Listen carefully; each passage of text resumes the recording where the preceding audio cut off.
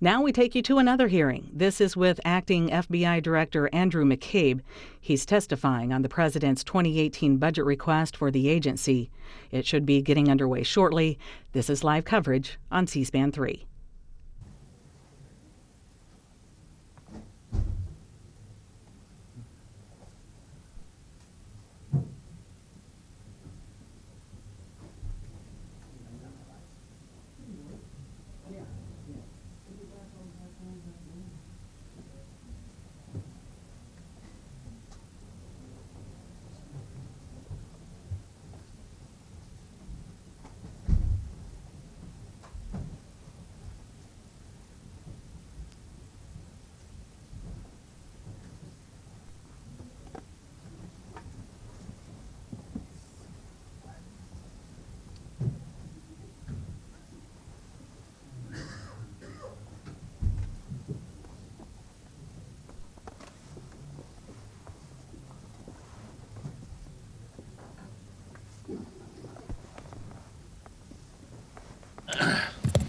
The Commerce, Justice, Science Appropriations Subcommittee will come to order. The subcommittee is pleased to welcome today Acting Director Andrew McCabe to present the fiscal year 2018 budget request for the Federal Bureau of Investigation. The FBI is our premier federal law enforcement and domestic intelligence agency, which often makes headlines whether the topic is terrorism, cyber threats, espionage, or international organized crime.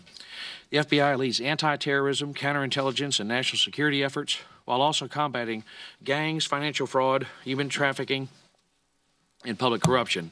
It is the indispensable partner to state and local law enforcement agency and our liaison with federal law enforcement partners. We are very grateful that the FBI is leading the investigation into the Wednesday morning shooting at the congressional baseball practice. We are deeply grateful for the work that your officers do every day and for looking into this terrible tragedy. We're very, very grateful for the courageous work of the Capitol Police, the law enforcement officers of Alexandria, who saved a lot of lives that morning, and for all the first responders who came out to help. Our thoughts and prayers are with our whip, Majority Whip Steve Scalise, Zachary Barth, Matt Micah, Special Agent David Bailey, and Special Agent Crystal Griner, who are the victims of this senseless crime, and we pray for their quick recovery. The threats that face our country, Director, and the safety of all Americans appear to be growing and range from terrorist groups such as Al-Qaeda and ISIS, espionage, cybercrime, international organizations who traffic in both humans and drugs and violent crime. Particularly concerned about the terrible epidemic of human trafficking, which unfortunately Houston, Texas and Interstate 10 has been a hub for far too much of that. There's too many young women whose lives have been destroyed in this terrible traffic, and I look forward to visiting with you about what the FBI is doing, and what this subcommittee can do to help support your work to fight human trafficking and the exploitation of young women. Above all, the men and women of the FBI to know how immensely proud this subcommittee is and the Congress is of their work, and that we will work together, Mr. Serrano and I, arm in arm, to support you, to help you with the resources that you need to continue your important work to protect this great nation. We are, however, facing a difficult budget situation. Mr. Director, there's unrelenting pressure to trim budgets. We have also to ensure our constituents that their hard-earned tax dollars are being spent wisely and frugally and effectively. We are immensely grateful to you, sir, for your service to the nation, and pleased to have you here with us today. And before we proceed, however, I'd like to recognize the ranking member of the subcommittee, the gentleman from New York, Mr. Serrano, for his comments. Thank you, Mr. Chairman. I'd like to join you in welcoming Acting Director McCabe before the subcommittee. This is a turbulent time for the Federal Bureau of Investigation, for reasons not of the Bureau's making. I think it is important, however, that we take a moment today to thank the rank and file of the FBI for their hard work and service to our nation. Please, Mr. Director, pass along our gratitude to the FBI agents and professional staff around the nation and abroad. As a career FBI employee, I am glad that the Acting Director has a chance to testify before us this afternoon. I believe that your insights into the agency in the wake of the Director Comey's firing are vitally important and helping us to understand the impact of that action and subsequent statements by the President on agency morale. The FBI's fiscal year 2018 budget request includes a slight reduction of $44.6 million from the amount in FY 2017. This is somewhat ironic given the fact that a majority of the FBI budget falls under the defense spending side of the ledger, where the President has proposed a $54 billion increase. Apparently, none of that increase is for the FBI. Given your important role in protecting our nation, this is very troubling. I'm also concerned that the Justice Department is in the process of giving less priority to critical civil rights and voting rights protections that have long been upheld by the department.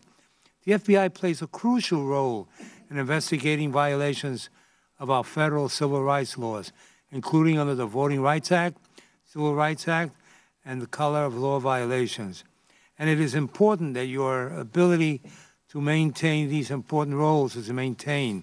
I hope we can discuss your ongoing efforts today in the context of the policy changes being put forward by the Attorney General. Additionally, I'm interested in discussing your execution of the NICS system, which conducts criminal background checks for firearm purchases. You have requested 136 fewer personnel to conduct background checks in 2018. This is problematic because this reduction will increase delays, allow more sales to go forward after 3 days without the necessary check, and likely increase overtime for an already overworked staff. This proposed cut seems like an unwise decision that will harm public safety.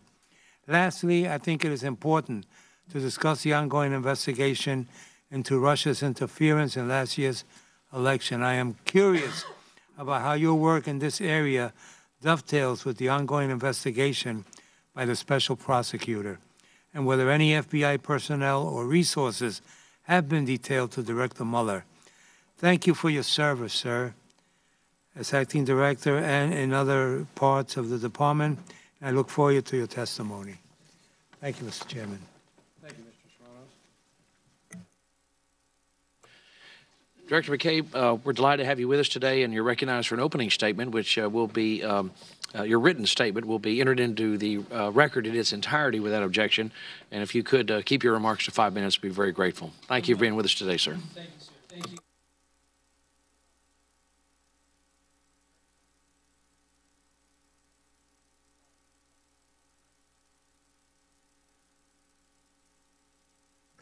Sorry about that. Is that better? Again, thank you for your support to the men and women of the FBI. We could have all the money in the world, all the best technology, but without the amazing people of the FBI, we won't be able to keep the American people safe. I'm proud of these individuals, and I'm grateful for their dedication and their hard work. And we are all grateful for your continued support to our mission. As you know, the FBI is in a time of transition, and it has not been easy on any of us. Director Comey was a thoughtful and inspiring leader. He fostered a number of priorities to make the FBI better and stronger, from improvements in the way we collect and use and share intelligence, to our cyber programs, and to leadership and diversity issues. We're going to do our best to make sure we continue to make progress in all of those areas. The threats we face are constantly evolving, and we too must continuously examine the way we can do business to ensure that we are doing everything we can in the best way that we can. I firmly believe that the FBI maintains a sacred trust with the American people to protect them and uphold the Constitution. And we do that with the precious resources that those people and this committee give us. So a fundamental element of that sacred trust is making sure that we are always good stewards of the taxpayers' money. We have tried to be good stewards of the funding provided, and we've been conservative in our budget requests. We ask for what we need, and when we need extra in certain areas, we don't hesitate to tell you. And yes, I have a few of those extras to talk to you about today. The FBI's budget request this year proposes a total of $8.7 billion for salaries and expenses. This will support 33,533 positions, 12,484 of which are special agents, 2,950 of which are intelligence analysts, and 18,099 are professional staff. We need every single one of those people. They are the lifeblood of the FBI. They are over and beyond everything else our best and most impactful resource. Now, to be clear, the FY 2018 budget represents a decrease of more than $400 million from the FY 2017 levels. This will result in a net reduction of over 1,600 positions and more than $44 million for salaries and expenses. So let me shift briefly to program enhancements. I'd like to highlight a few of the things we've requested. First and foremost, in cyber, we've asked for $41.5 million to build on our cyber capabilities. These are investigative capabilities, collection capabilities, and analytic capacity. The frequency and impact of cyber attacks on our networks has increased dramatically. We need to shift from reacting after the fact to preventing such attacks before they occur. We've got to collect the best intelligence, and we have to share it with our partners, both in law enforcement and in the private sector, in real time. And to do that, we have to hire and develop the best cyber talent. In the counterintelligence area, we are asking for $19.7 million to counter threats from foreign intelligence services. We will also use these resources to focus on insider threats from trusted employees and contractors. In the area that we refer to as going dark, we've asked for $21.6 million to address this problem. And I can tell you, sir, this is more than just getting into locked devices or communications, which is certainly a part of the issue, but it's not the entirety of it. Going dark is impacting our ability to execute lawful court orders on electronic devices across the spectrum, and that is a growing problem. Of course, we still have our priority of violent crime. Violent crime remains one of our highest priorities for good reason, and it is one of the things that challenges our partners at the state, local, and tribal level every single day. We are asking for 33 positions and $3.4 million to implement recommendations from the Attorney General's Task Force on Crime Reduction and Public Safety. In the surveillance area, we've asked for an additional $8.2 million to sustain our surveillance capabilities. As you know, sir, that period of time within which a counterterrorism target proceeds from merely being radicalized to deciding to operationalize their intent has condensed over the last several years. And when you're most concerned with modalities that include vehicles and bladed weapons, and some of which we've seen, in fact, earlier today in Michigan, that will further compress that time that we refer to as from flash to bang. One of our best tools against that threat is lawful surveillance. And if you'll give me just a minute, I'll talk about one of our highest legislative priorities for this year, truly our most important legislative priority, and that is the reauthorization of FISA Section 702.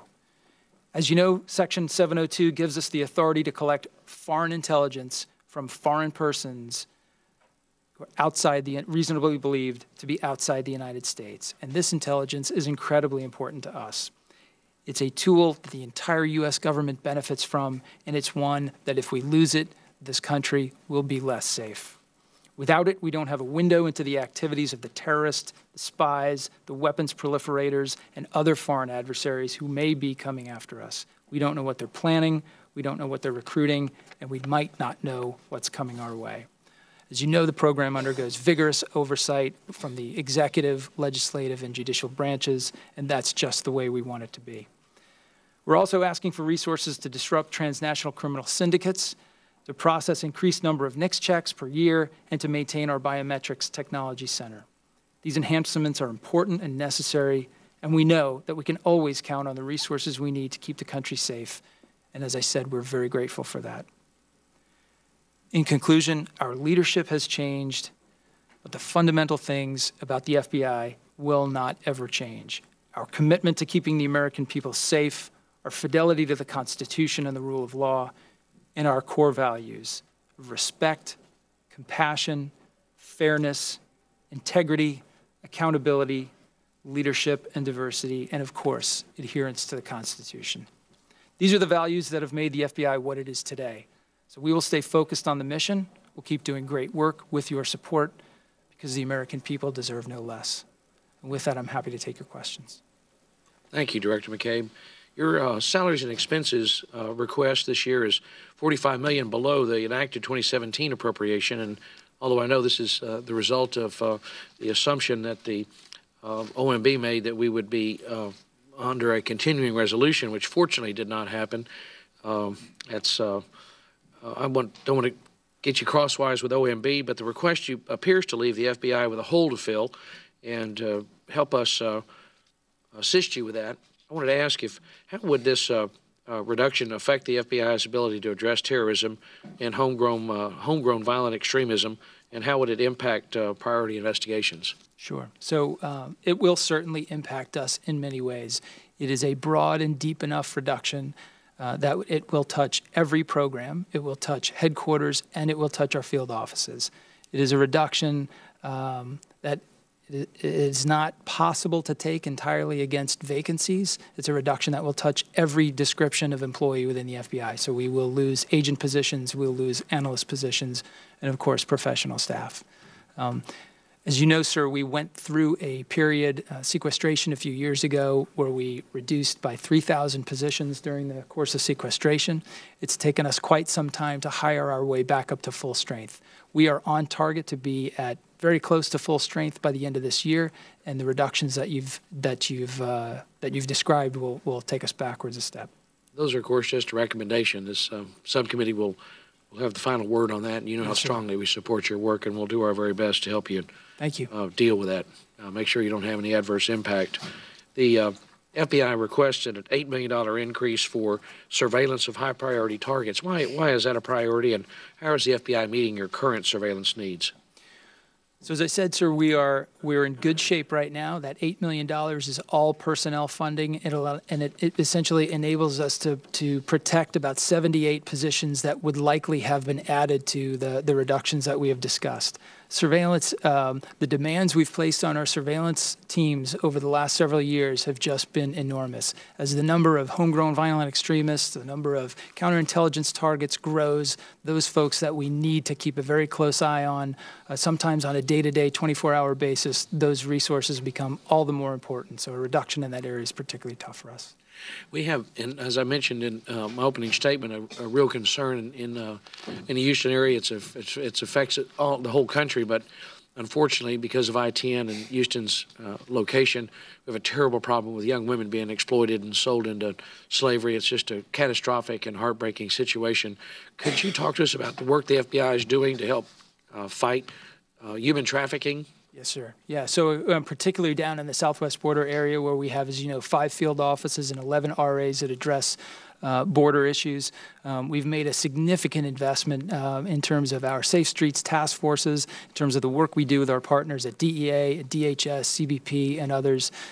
Frequently, we find ourselves looking at the same transnational organized crime groups that are engaged in narcotics trafficking. They also are engaged in human trafficking. And so it is that combined work that we do in the task force environment that lets us be as productive and effective as we possibly can be. But we recognize that as a growing threat, and it is an area where we want to keep focused very closely and make sure that we have the right folks doing that work. Is the budget request satisfactory in this regard? What can the committee do to help ensure that what additional resources do you need to really be to beat back this terrible epidemic? Yeah, I think the best thing, the most valuable thing for us at this point, sir, would be to try to restore those reductions that we are likely to sustain in 17. What are the main challenges What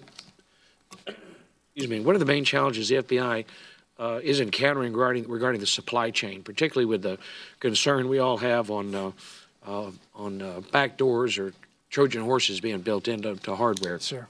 Yeah, incredibly important area right now, and in one that we've really tried to expand the amount of outreach that we're doing across the government and across the private sector. You know, we are in a unique position to see those threats coming in from the work that we do on the counterintelligence side, particularly, And so we've tried to spread that word, to utilizing things like the best practices document that I know you're familiar with, to let folks know that these are the threats they need to be aware of, particularly across the government as they acquire high-tech infrastructure for their systems. I think it's also important. It's been great to see in the last several months that the new administration has a deep interest in addressing some of the things that we've seen from the CFIUS program. I think there's a lot of areas, a lot of ways that we can be more effective in terms of monitoring foreign investment, particularly in our high-tech industries, that'll also help in that area. Thank you, Director. Mr. Serrano. Thank you, Mr. Chairman. I am concerned that the special counsel you appointed to investigate the ties between the administration and Russia will not have adequate resources. Is the special counsel being provided with full access to all FBI resources needed for investigation? He is, sir. He is. I can assure you of that. I've had many, many interactions with the special counsel and his representatives. In fact, we are meeting in the next 24 hours to discuss exactly that. We have a great number of folks who have already been detailed to that team, and I have assured Director Mueller that we will do everything necessary and meet to deliver the resources and to meet the needs that he has to do that work. Thank you for your answer. Is the FBI investigation continuing concurrently with the special counsel investigation, or have all resources and necessary personnel been transferred to Director Mueller's office? All the resources necessary to conduct the investigation that Director Mueller is now responsible for have been assigned to that effort under Director Mueller.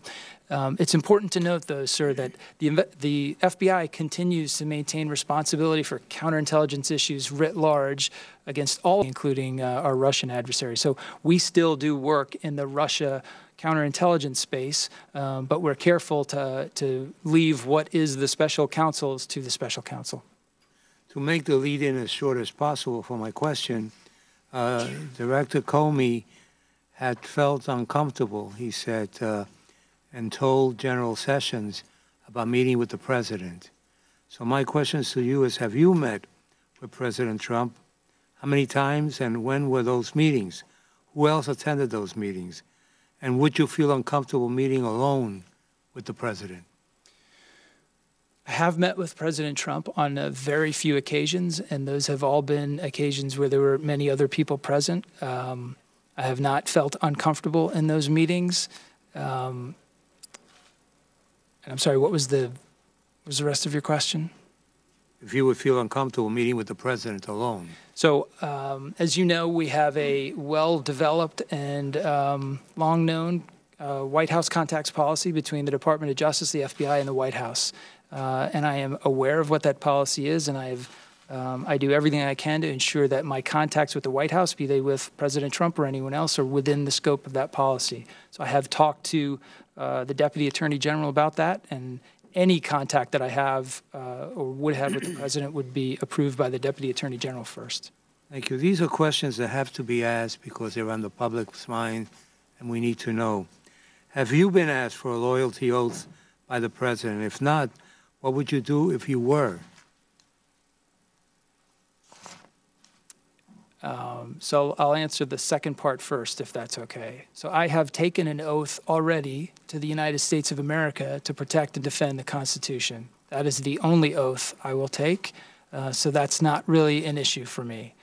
Regarding specific conversations that I've had with the President, I don't think it would be appropriate for me to discuss in this forum.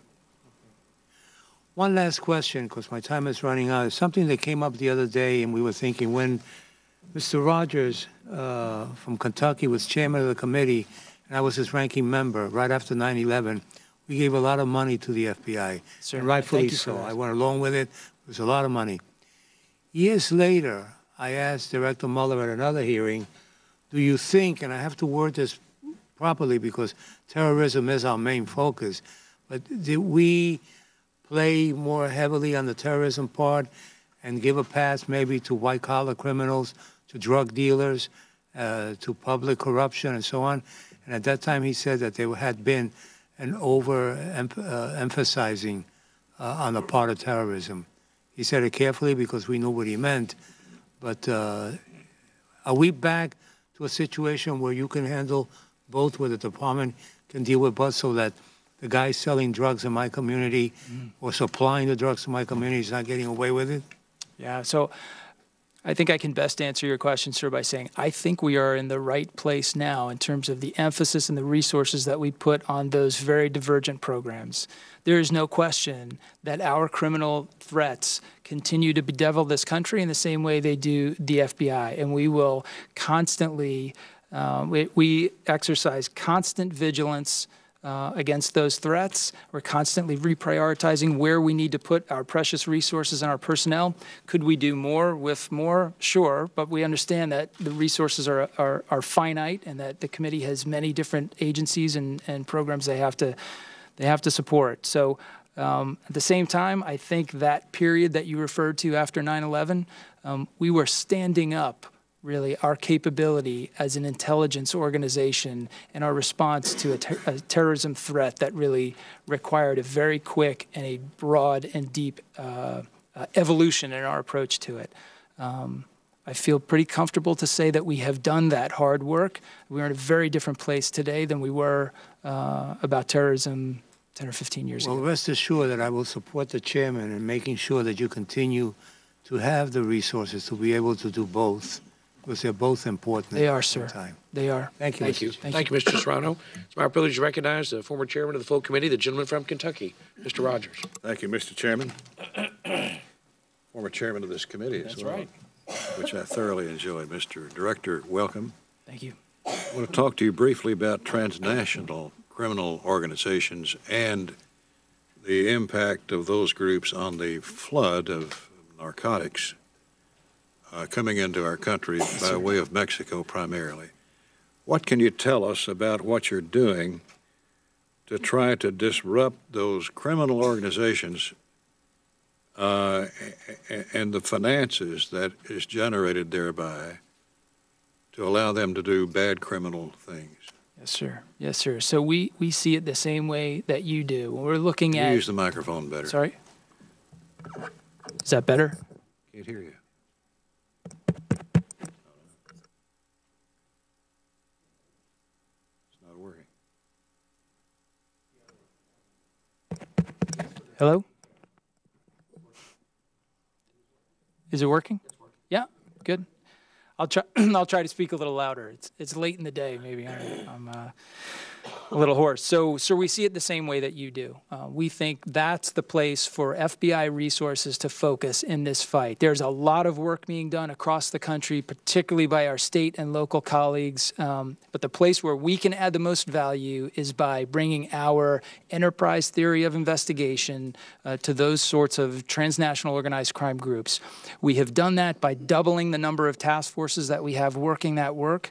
We have done that by bringing our white-collar experts into this fight, by looking at the having agents specifically addressing the abuse of prescription opioids and how that leads to heroin abuse and the overdoses that are plaguing so many of our cities. We've done that by activating our legats in places like Mexico City and other places on the other side of the border to help us do better liaison and interact with our colleagues where some of these groups are emanating from. So, well, it's not working. Yes, sir. It's estimated that these illegal profits from transnational criminals is $322 billion a year and growing. And we all know the narcotics problem is exploding in this country, practically all of which is coming to us through Mexico, and including fentanyl from China that's coming through the same gangs in Mexico. What can you tell us that would encourage us to believe that we're going to get control of this thing? Sir, what I can tell you is this is a problem and an issue that we will not police our way out of. It's going to require a whole of government effort, but I can tell you what the FBI has to contribute to that, and it is the investigative experience, it's the connections with foreign partners, and it's the ability to bring our federal law enforcement and state and local law enforcement together in that fight. There are border security issues, there are diplomatic issues. There's a lot tied up in that problem right now. That's how we see our part of it. Well, you're correct. You're only a part of the solution. We got the DEA and we've got the State Department and numerous other agencies that are working on pieces of the problem. But it is a bad problem. Yes, sir. And it's eating this country alive. And we've got to redouble our efforts. Let me quickly, Mr. Chairman, switch briefly to another topic, and that is cyber Yes, sir. Crime, cyber attacks. According to CNBC, cybercrime costs the global economy $450 billion annually. In 2016, over 2 billion personal records were stolen. Over 100 million Americans had their medical records stolen. 5 out of every 6 large American companies were targeted by cyber attackers in 2014, a 40% increase over the year before. At the same time, 60% of all targeted attacks strike small and medium-sized businesses, which typically have fewer resources to invest in cybersecurity. Enormous problem. Cybercrime in the public and private sectors continues to pose an enormous risk to our economy, not to mention our national security. Forbes reports that cybercrime costs to the economy quadrupled from 2013 to 2015 and may again quadruple by 2019. As the lead federal agency in this space, what are you doing to get in front of these threats? Yes, sir. So it's a great question. Cyber is the issue that challenges us the most deeply. It hits every program that we're in, and it changes every day. So cyber, as you know, we are the lead for threat. We have the lead designation for threat response. So we are the folks who will go in, of course, with our partners to figure out who did it and where it came from. In order to do that, I need the right people with the right backgrounds, the right talent and technology to put on that problem set, and that's what we are doing right now to ensure that our folks have the tools they need, we're hiring the right people, we're able to keep them on board and on target. The second thing that we're focused on is taking those cyber investigative skills and those tools and that capability and making sure that we are pushing that out across our other operational programs. So I need my criminal investigators to be looking at social media, doing network analysis, understanding cyber threats. I need my CT folks to be doing the same thing, my CI folks as well. So we are engaged and constantly rethinking how we are approaching the cyber target set. I think we have a strategy that we've been deriving for the last year or so. We have the right people on it, but it is a threat that continues to change, and we've got to stay agile to stay in front of it. Godspeed to you. Thank you, sir. Thank you, Mr. Rogers. Mrs. Lowy. Thank you, Mr. Chairman. Acting Director McCabe, I'm very concerned about the morale at the FBI in the wake of the proposed budget cuts and the disparaging comments made by President Trump. In your opinion, was the FBI, quote, in disarray, end quote, as the president claimed prior to firing Director Comey? Did Director Comey have the support of FBI leadership and workforce prior to his dismissal? He did, ma'am. Thank you. It is not my opinion that the FBI was in a state of disarray. It is my opinion and has been my observation over the last several years that Director Comey enjoyed a deep and positive relationship with the men and women of the FBI. Thank you. In June 2015, we saw the lethal consequences of incomplete background checks when critical information was not discovered within the 3-day limit and a firearm was purchased by Dylan Roof. He later went on to kill 9 people during a prayer service at the Emmanuel African Methodist Episcopal Church in Charleston, South Carolina. He should never have had that gun. Your budget proposes reductions to the staffing for background checks at the FBI. In the bipartisan omnibus spending bill, we provided an increase in funding, part of which went to hiring 136 additional workers to conduct background checks. This budget would cut those additional staff. This is inconsistent with this administration's claims to prioritize violent crime reduction. How would this budget impact the ability to complete background checks within the 3-day limit? Does this jeopardize the ability of NICS NICS examiners to confidently identify any disqualifying records? The short answer, ma'am, is yes. Having fewer people to do NICS checks will make it harder to get the NICS checks done within the 3-day requirement. As you know, the numbers for 18 are significantly behind where we were in 17. We are experiencing historic rises in the level, the number of NICS checks every year. We have every reason to expect that will continue. So fewer resources will hurt our folks there. We try to cover the increases in work by extending large amounts of overtime and things of that nature, but that's not a sustainable way to keep the workforce on target. Following up on that, because it's concerned me for quite a while, and I'd love your opinion as an experienced person at the FBI, what percentage of cases, background checks, do you wish you had more than 3 days, 4 days, 5 days? I've heard some of the experts say they would even include the number 9 days. Could you comment to us on this? Ma'am, I don't know if I can give you that percentage right off the top of my head, but I certainly will take that back and get back to you. There are, it's just, I think folks don't understand the logistical challenge of corresponding with the many different jurisdictions where we have to reach out to confirm arrest histories and conviction histories and dispositions of criminal charges and things of that nature. And it just takes longer many times than 3 days to get responses on some of that work. So by definition, some percentage of that work lapses past the 3-day period, and we'd be better off if we could get that done. I appreciate that. And if you could get back to us, I think it's important when we're making policy to understand the hard work that the FBI does. And it was my understanding at a previous hearing that in many cases, 3 days just isn't adequate.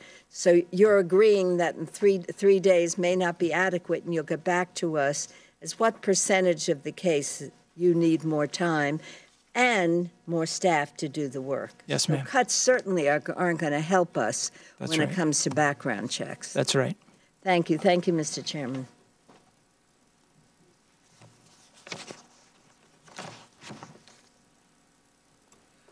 Thank you. Thank you, Ms. Lowy.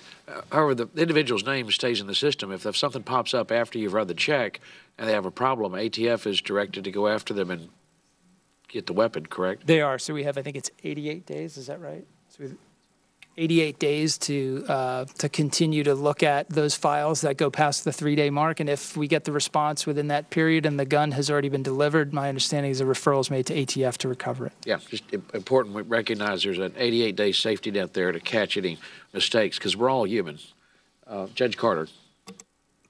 Thank you, Mr. Chairman, and Acting Director McCabe, welcome. Thank you, Glad sir. to have you here. Thank you. Homeland Security has developed the Southern Border and Approach campaign to concentrate resources on transnational criminal organizations responsible for the majority of crime along the border.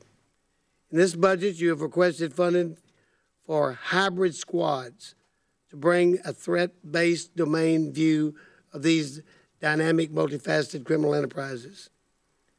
How do these hybrid squads operate, and are you working together with Homeland Security on this?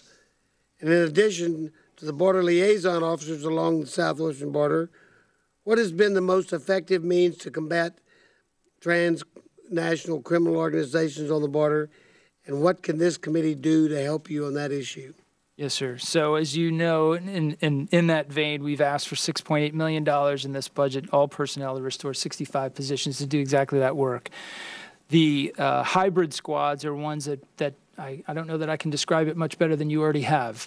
It's an ability to bring our intelligence folks together with our case officers, our special agents, and our task force partners, which invariably include many different elements from the Department of Homeland Security, state and local officers, all those for whom the criminal issues at the border have an impact on their communities, on the folks that they protect.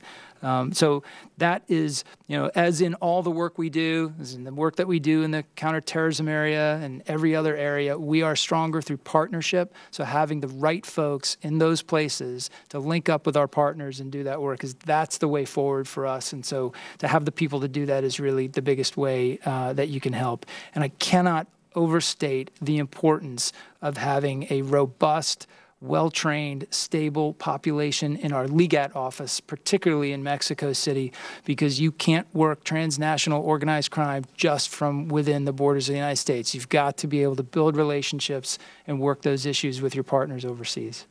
And I agree with that. I agree with Henry Cuellar, my colleague on Homeland Security. We need to push deeper and deeper from the border. The first line shouldn't be of defense, shouldn't just be the border. That's right. So I agree with that. Any resources? Your role is in coordinating these groups. You all work together, and you're the coordinating agent. That's right.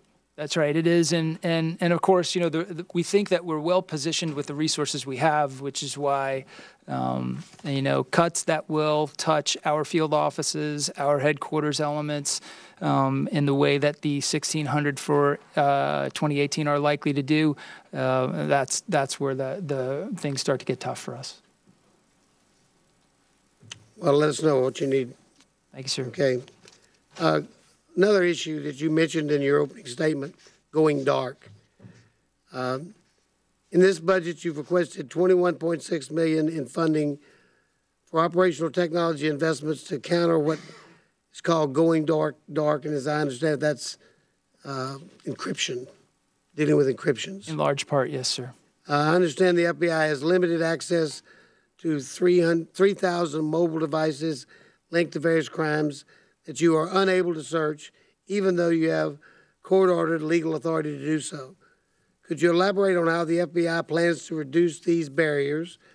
How do these barriers affect your ability to conduct counterterrorism investigations? And how can this committee help you on that? Yes, sir. And please tell me more about the 80 new positions you plan to create to combat going dark on this going dark issue.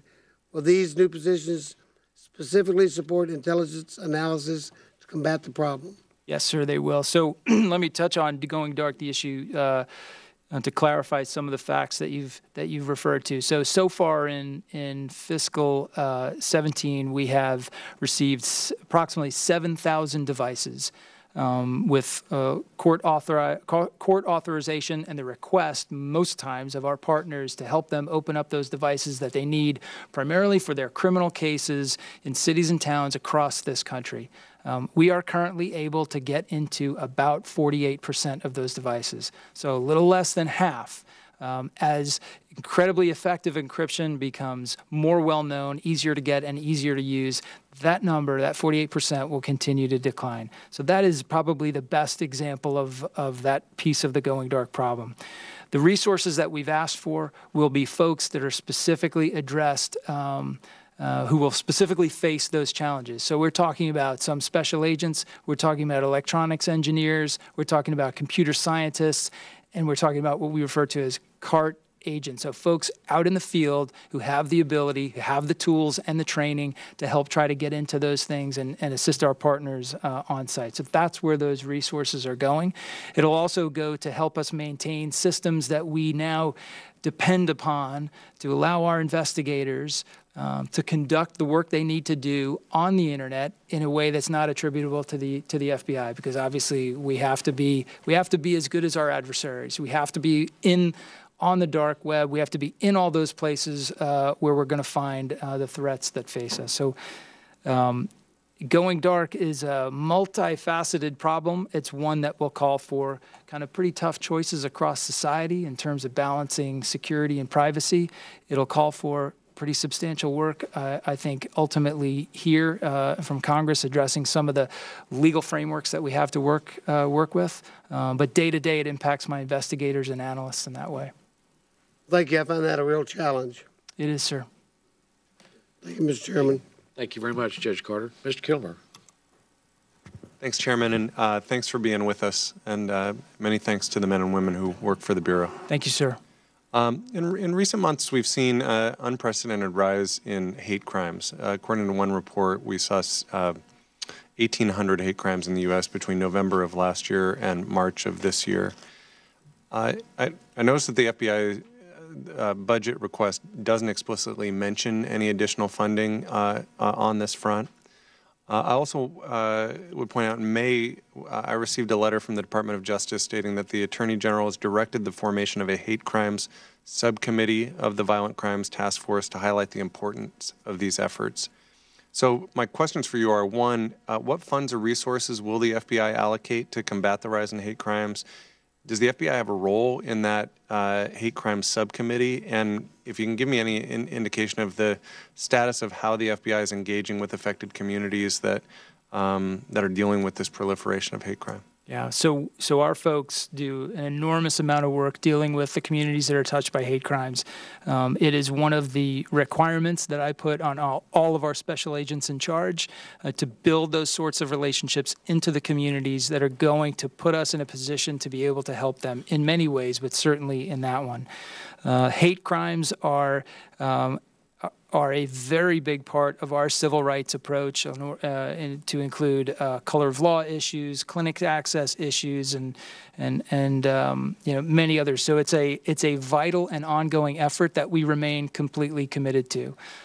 With respect to the DOJ subcommittee, that one I'll have to take back to get you the exact details of our participation in it. I would expect that we are playing a key role, but I'll have to get back to you with those details. Is the civil rights division, is that where the funds lie to address this issue? Or I noticed that there wasn't any sort of specific language on this in the budget request, so I was just curious whether there's any funds specifically dedicated to combat this. So we don't rely on funding from the Civil Rights Division, but obviously we work the cases with the Civil Rights Division at DOJ. And our funding, of course, it's part of our overall criminal program. And how we divide those funds up within the criminal program. The assistant director of the criminal program is responsible for keeping that moving forward. Okay. And it's in the base resources request. Okay. I wanted to follow up on the question from Chairman Rogers around cybersecurity. We certainly hear about that a bunch. Congress passed the Cybersecurity Act in 2015, and a big focus of that was on information sharing between industry and law enforcement. I think one of the pieces of feedback that we get from industry, large and small, the comment around small businesses I agree with, is a concern that sometimes feels like more of a one-way street where industry may feedback what they're dealing with but don't necessarily get a lot back from the government. I guess I'd love to just get your sense of how you assess the progress of that law in bringing industry stakeholders to the table with information that could prevent cyber attacks from happening, and then in the other direction, what's the FBI doing to strengthen the flow of information to industry stakeholders? Yeah, so it's a great question, and it's one that we get very often as well. I think we're, in summary, I would say we are better than we've been, but we're clearly not good enough. We have all the traditional challenges that we always face in sharing information, particularly in the cyber area when so much of it comes to us through classified channels. It's hard and slow to cull out that which we can share to be effective, and so often our sharing is not timely, and the private sector moves at a much quicker pace. So that's really where we need to work. I think the interactions that we have with the private sector are more productive today than they were 2, 3, 4, 5 years ago, but we still have a long way to go. There's many reasons why our private sector partners don't wish to share with the FBI or anyone else for obvious economic and productivity and reputational reasons. So it's been a slow kind of chipping away at some of that resistance, and also adapting our own approaches to be able to get on site to help them handle a crisis or an issue in a way that's as discreet as we can possibly be. So I think those are the areas we have to work on. I think the legislation gives us good footing to start, but we clearly have a lot of work to do. Thank you. Thank you, Chairman. I yield back. Thank you, Mr. Gilmer. Mr. Jenkins. Thank you, Mr. Chairman. Director, thank you for being here. I'm represent Southern West Virginia, and like Chairman Rogers from Appalachia, the drug epidemic has just ravaged many of the communities. Yes, you raised a point ago when asked about the southern border, and you specifically talked about 5 field offices, and I think you were sending the message that we're kind of have a footprint, we're boots on the ground where it's most needed. Yes, sir. I think 4, if I'm accurate, 4 of the highest overdose counties in the entire country are in my district. We don't have a field office of the FBI really down deep in the hardest hit areas of West Virginia. And through a discussion with Special Agent Johnson, I understand there's at least some willingness and openness of the FBI to look at putting a field office in the hardest hit impacted areas. Can you update me on your assessment of that, and is that a possibility? Because I certainly hope it will be. Yes, sir, it is certainly a possibility, and it's one that we are discussing actively right now. As you know, we formerly had not a field office, but a resident agency. So that's a kind of a satellite of a field office, and it would be, in this case, a satellite out of our Pittsburgh field office. We had one in your area, and we went through a process years ago and ended up folding that office. We are back in that process now. We are actively discussing reopening that RA. Once we've made our decision, we communicate that, of course, to DOJ, and we work with OMB to get that done. And so I can assure you that we will continue to push. But we recognize the significant challenges that your constituents are facing with the opioid epidemic. We also know there is no presence of other federal agencies, other federal law enforcement agencies in that area, and we see that as a massive gap. Well, I appreciate your interest to it and the sincerity to attack crime where it is happening. Yes, and sir. This tragic opioid epidemic has just ravaged our area. I was looking at your Going Dark testimony, and I was struck by the emphasis on talking about crimes and identities that lay behind behind layers of anonymity relating to online pedophiles. And when I was a state legislator in West Virginia, and this was the old days, back when really Facebook was the existence of social media, we had a sex offender registry, like probably every other state, but I led the effort to actually require sex offenders, once convicted, to turn over to the registry their online screen names, passwords, etc. And our state database created a system where a parent empowered to try to go in and say, here is a username or a screen name that's communicating with my son or daughter, to identify whether or not that was in the database. I'm all about trying to create tools, whether it be at the state level or federal level, to empower parents to help protect their children. We are struggling in this world, as you talk about online pedophiles. What, at the FBI level, what sort of tools that you can talk about that are in place to take these even convicted sex offenders and make sure we empower parents and try to protect our kids? Yes, sir. So great question. That is a threat and a space within which the threat operates that gets more challenging every day with the profusion of anonymity through things like the onion router and the use of encrypted communications. All those same things that challenge us in the other areas of our business challenge us there. And it is one that impacts us so deeply, not only as FBI agents, but as parents ourselves. So we remain absolutely committed to doing everything we can. Unfortunately, that has required in the last several years a new cutting-edge technical approach to many of those problems. And so it gets back to the same challenge that we have in the cyber area, in the CT area, in the CI area, and it's getting the right talented computer scientists, very highly skilled folks engaged in that fight and helping us get through those walls of anonymity so we can see actually who's on the other side interacting with our children in damaging ways. So we are absolutely committed to that work, but it's getting tougher and tougher as the ways in which people communicate over the internet become more protected and more remote. I look forward to working with you in addition to the investigatory identification work that you are engaged with. I'm looking for those tools to empower parents to also do what we can as engaged parents to try to help create a safe environment. We know it's a challenging world. We appreciate your commitment to it. Yes, sir. Thank you. Thank you. Thank you, Mr. Chairman. Thank you, Mr. Jenkins. Ms. Ming, please recognize the gentleman from Long Island. Thank you, Director McCabe. On June 27, 2016, the DOJ announced a new department-wide training to help agents and prosecutors learn how to recognize and address unconscious biases, those subtle associations that some individuals might make between groups of people and stereotypes about certain groups. What is the status of these trainings at the FBI, and what percentage of your agents have received this training, and when can we expect these trainings to be completed?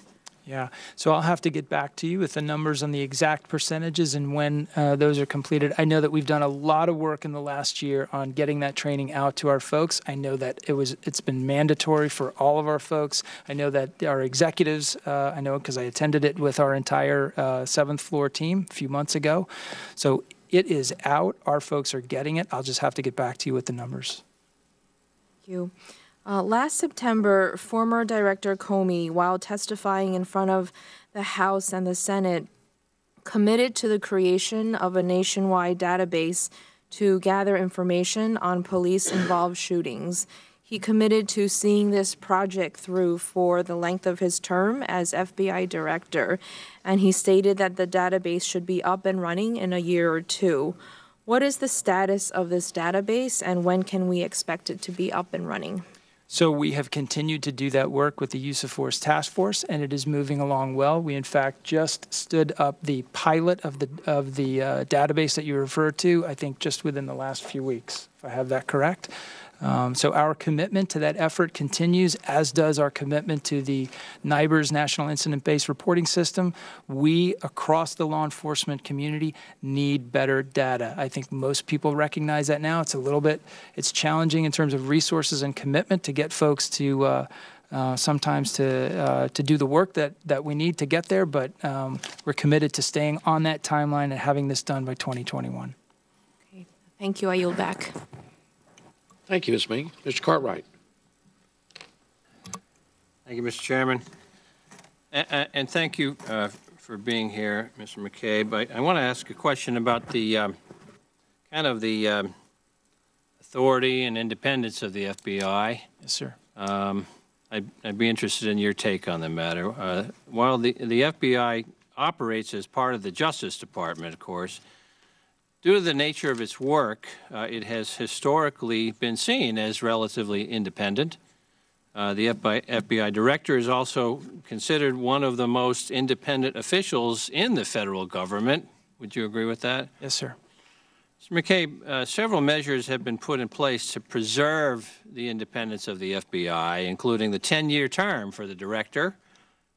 My first question is, do you believe that maintaining a relatively independent FBI is important to the integrity of the work that you conduct? Yes, I do.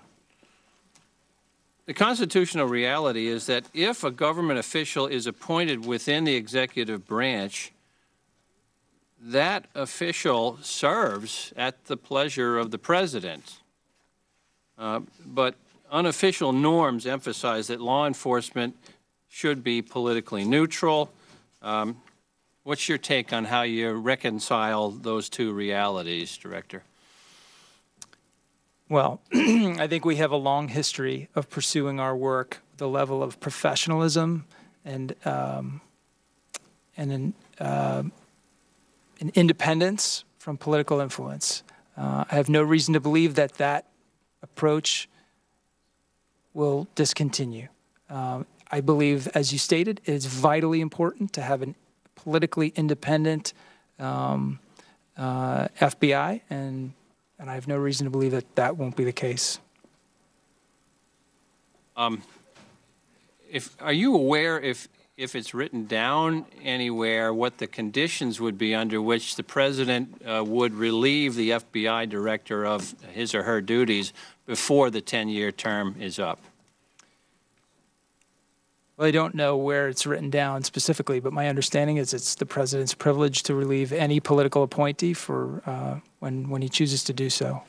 Do you have a view about what conditions would be appropriate for the president to relieve the FBI director before the 10 years is up? Well, again, sir, I think I would.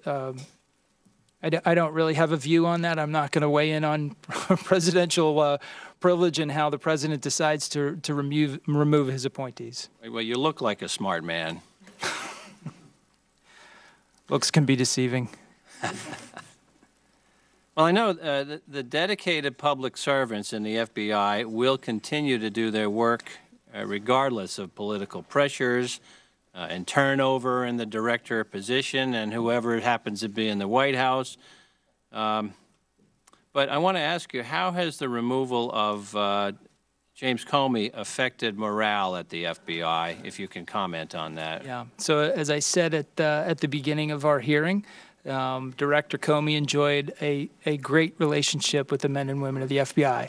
So his removal took many, many people by surprise. It was a shock. It's something that we have all had to come to terms with.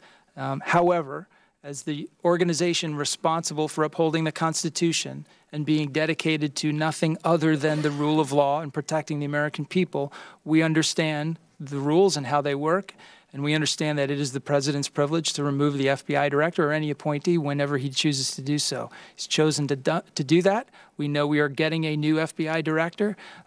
It's been my challenge to keep folks focused on the mission during this time of transition and to prepare the ground for the new director whenever he or she gets there.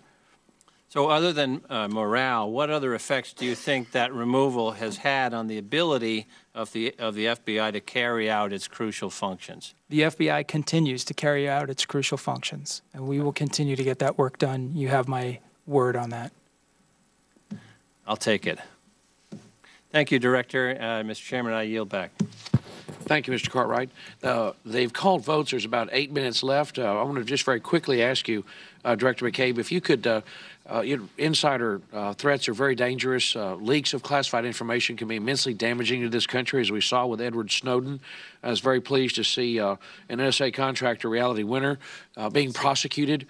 Would you please speak directly to everyone in the federal government and tell everyone out there how serious a crime is it if you leak information about an ongoing investigation, and give us the assurance that the FBI will pursue every one of these leakers and seek their prosecution to the fullest extent of the law? Yes, sir. So the leaking of classified information is a federal crime, and it is one that we have the jurisdiction to investigate, and I assure you we will do so in every single case that gets referred to the FBI by the Department of Justice. That's, of course, how that process works.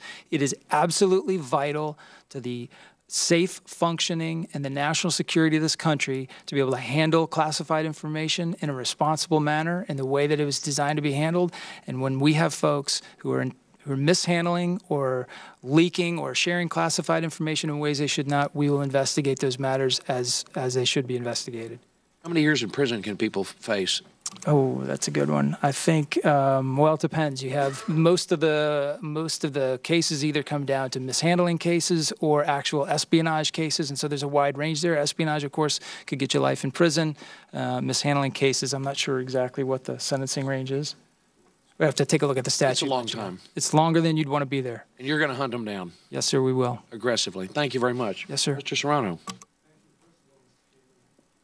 If I could submit this letter from EPIC.org for the record. Certainly. Thank you. The Attorney General has taken some troubling actions in the past few months, in my opinion, to undermine the civil rights responsibilities of the Justice Department. This includes reducing the use of consent decrees and limiting the priorities of the Civil Rights Division. Has there been any instruction given to the FBI to limit investigations into the certain civil rights-related complaints? What about into certain voting rights complaints? No, sir. We've not received any direction like that. None on either one? No, sir. How many civil rights investigations has the FBI opened this year, and how does that compare to the last 5 years? You know, sir, I'd have to take a look at those numbers and get those back to you. That's all I have, Mr. Chairman. Director, we sincerely appreciate your service to the country. We'll have other questions that we will submit for the record. I, again, want to thank you and all the men and women of the FBI for what you do to keep this nation safe. This subcommittee will work together to make sure that you have the resources you need to continue to do your job. We thank you very much for being here with us today, sir. Thank you so much, sir. And again, thank you for all the support the committee's given us over the years, and we look forward to working together with you to keep that going. Thank you. Thank you very much. Subcommittee stands adjourned.